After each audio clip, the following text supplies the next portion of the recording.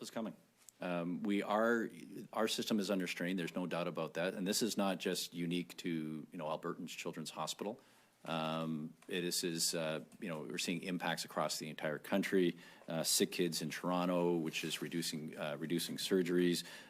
Hamilton, the CHEO in Hamilton is called nurses from the Red Cross. We haven't had to do that. We did temporarily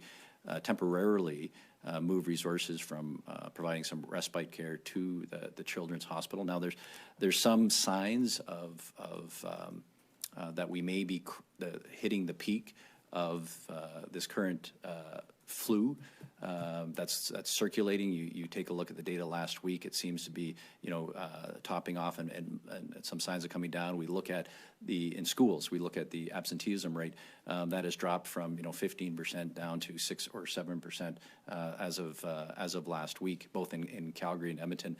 And again, you look at the wastewater data on COVID, which again seems to be relatively stable. There's a couple areas where we may be seeing going up, but generally across the province, it's either stable or in a downward trend.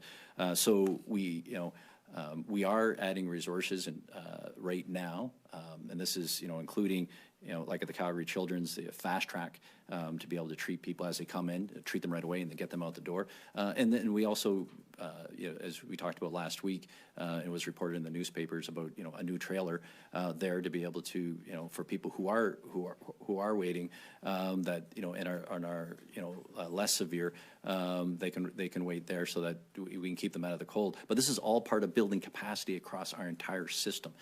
We are continuing to invest in more people and in building capacity in terms of beds and also capacity and alternate levels of care, so we can move people move faster through the system. So what we're seeing right now is it appears we may be at the peak and then we'll come back down.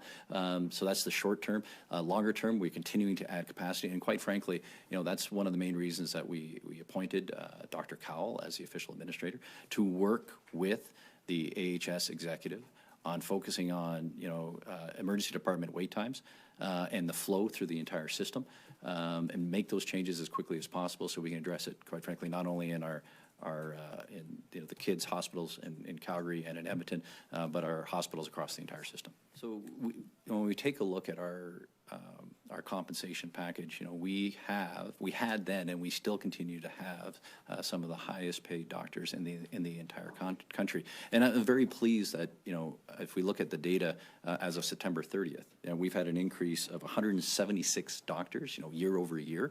So we are continuing to expand doctors. Now, don't get me wrong, we still need more, right? And this is, we're continuing to do this work, but this agreement helps lay the foundation for that in terms of ability to attract and retain. And we are continuing to attract doctors to the province and grow our doctors pool, and this will help us do even more.